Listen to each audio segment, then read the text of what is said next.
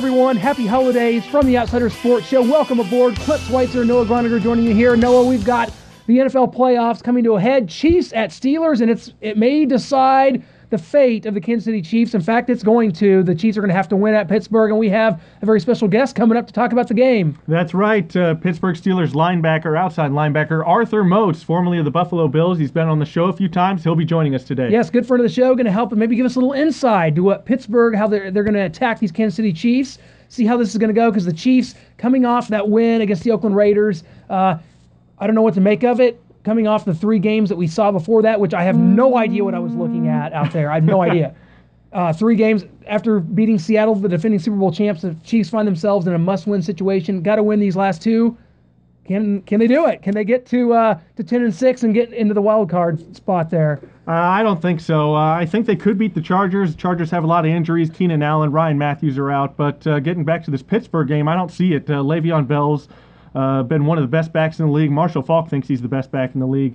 And Antonio Brown has definitely been the best wide receiver in the NFL this season. I don't see how they can stop both of those key components for the Steelers. And Ben Roethlisberger is an animal. Even if you get to him, are you going to bring him down? Is he going to escape, throw you off him, and find Antonio Brown deep down the field? We'll get ready to ask Arthur Moats what he thinks of this game coming up. Just a great all-around guy, Arthur Moats. I mean, he was a Buffalo Bill. For the first few years of his career, he's moved on to Pittsburgh, and they're winning. Their defense is playing well. They've had some injuries, but they're coming around. They've had some inexplicable losses, as have the Chiefs. They've lost to the Jets. They've lost to the Bucs. They lost to the Saints at home.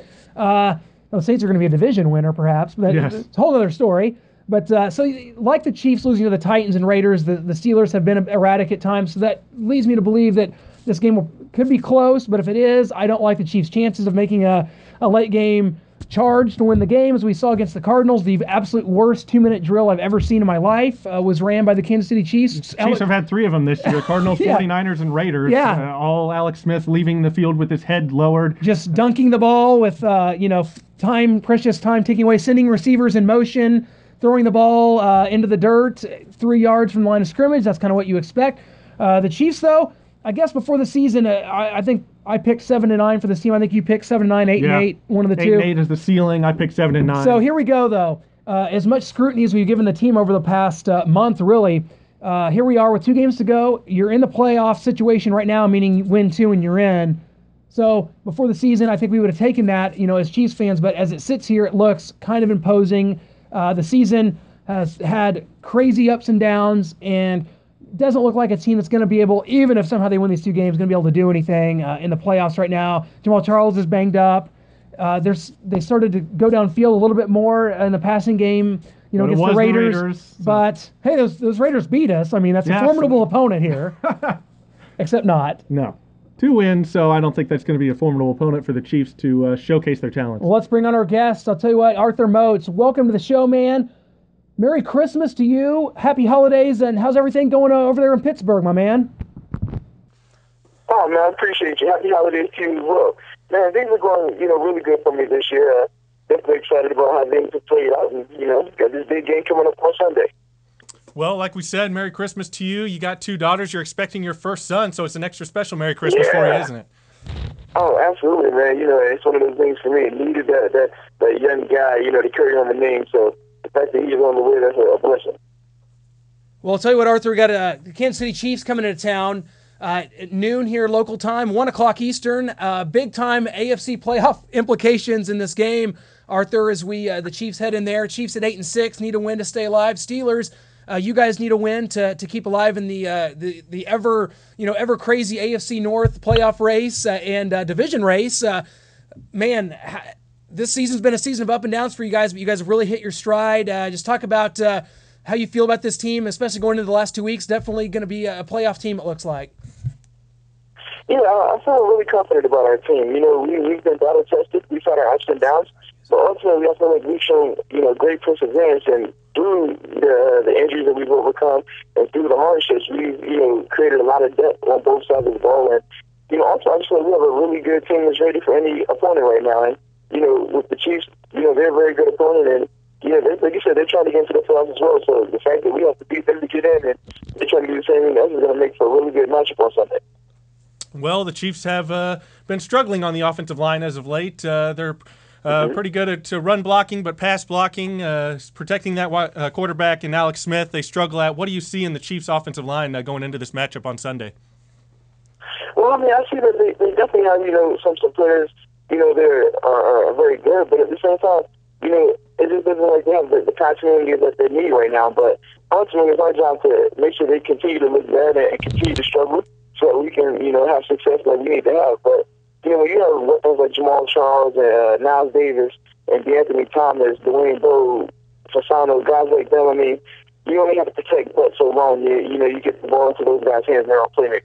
Well, Arthur, I tell you, I would never claim to be Dick LeBeau here, but looking at this Chiefs team, you talked about Jamal Charles and what an asset he is to this team. But looking at the Chiefs' pass offense, an offense that and a quarterback in Alex Smith that is very unsuccessful at throwing the ball downfield. Does that lead you guys to see anything on tape? Maybe creep some of those safeties up a little bit. Maybe keep the linebackers up and make this quarterback try to beat you guys through the air. He's been unable to do that for most of the season.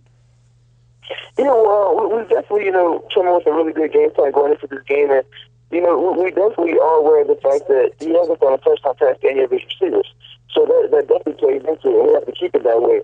And I just feel like, anyone that knows Coach LeBeau knows he's going to be aggressive. That's, his style. That's his calling card. But I just feel like, as long as we're, playing responsible and being accountable out there, we'll be fine. Well, Arthur, we got a fan question from our Facebook page. Greg Grizzolano asked, how much time did your defense spend game planning to stop these Chiefs wide receivers who have 0 touchdowns on the season? And how does that compare to game planning against a more potent unit?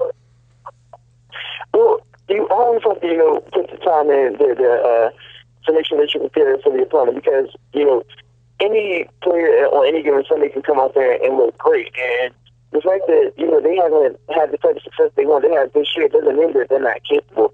I mean, you think about Dwayne Bowe. He's one of the top receivers, as far as consistency, as far as, making, tough combative catches and stuff like that.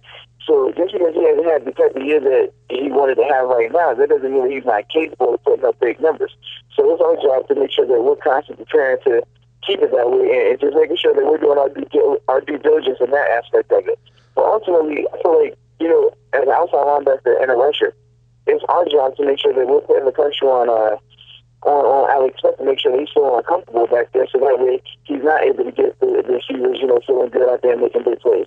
Well, we're going to remember that, Arthur. If you put a hit on Alex Smith like you did Brett Favre that ended his streak, we're going to have to keep that in mind. Hey, guys, we're being joined by Pittsburgh Steelers linebacker Arthur Moats, and I wanted to ask you about this, Arthur, because we've had you on the show before as a member of the Buffalo Bills. You spent, I believe, 4 seasons there in Buffalo, and just talk about the differences. You go from an organization in Buffalo that made a lot of strides, but was never able to get over the hump, never able to get to the playoffs, and you go to Pittsburgh this offseason, and you're Coach Mike Tomlin, Super Bowl champion. The Pittsburgh Steelers, one of the most famed organizations in all of sports. Just kind of what are the differences of going from Buffalo over to Pittsburgh, where you are now?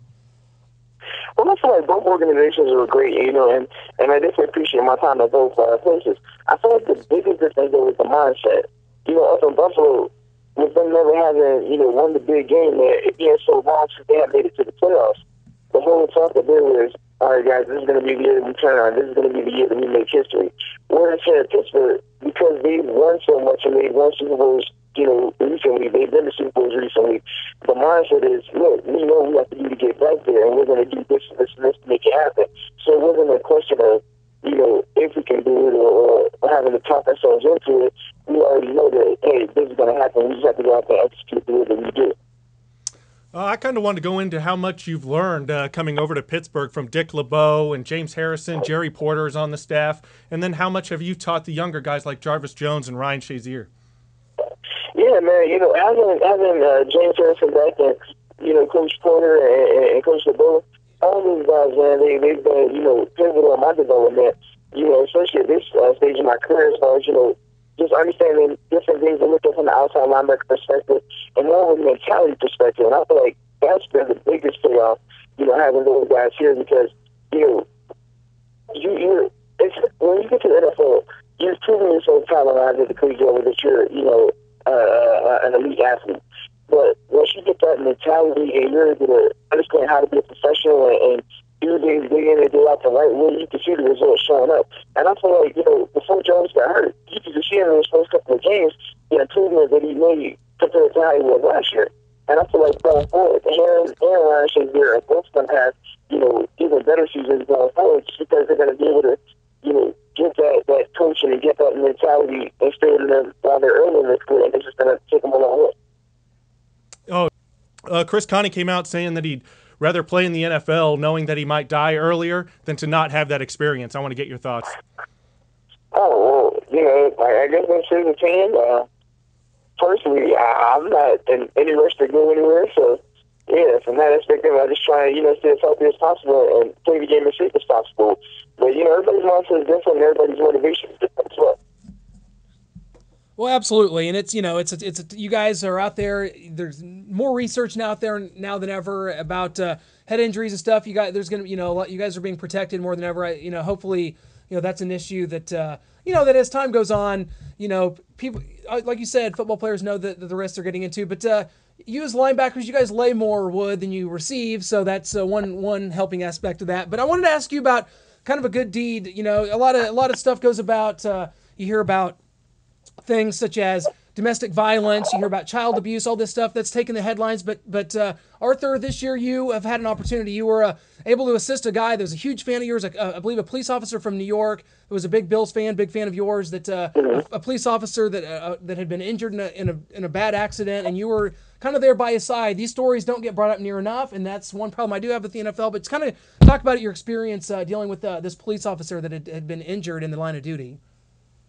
Yeah, the police officer's name was George here. He was a state trooper for the Pennsylvania State Troopers Department, and he had been on the force for close to 15 years, I want to say. And, he was injured in an accident, which is, very tragic, but being able to just come out there and see him and meet with his family and just, let him know that he has support from not only, his fellow policemen, but from players in the NFL and stuff like that. I feel like it definitely helped out. And I feel like in the position that we're in as professional athletes, people look up to us, and anytime you're able to do things like that and just simply just tell somebody that we appreciate everything that they do, it goes a long way because, for them, they look up to us, and in our childhood, we look up to a lot of those guys, especially people who are risking their lives every day for our safety. So it was a great experience. It was a very humbling experience, and ultimately, I feel like it was good for both of us. Well, Arthur, I tell you what, I can't appreciate you enough. I mean, stuff like that is so, especially around the holidays, to hear stories like that. You're a different cat, man. You don't hear stories like this near enough in the NFL. You're a great guy, great ambassador to the league, and that needs to be brought up more. And I tell you what, wish you guys so much luck here as you take on the Kansas City Chiefs. Should be a great win here this Sunday in Pittsburgh.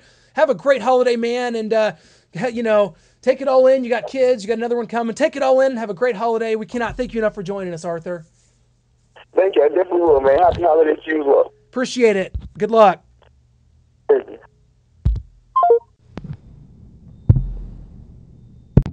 Thanks so much, Arthur Moats, for joining us. What a great guy, great guest.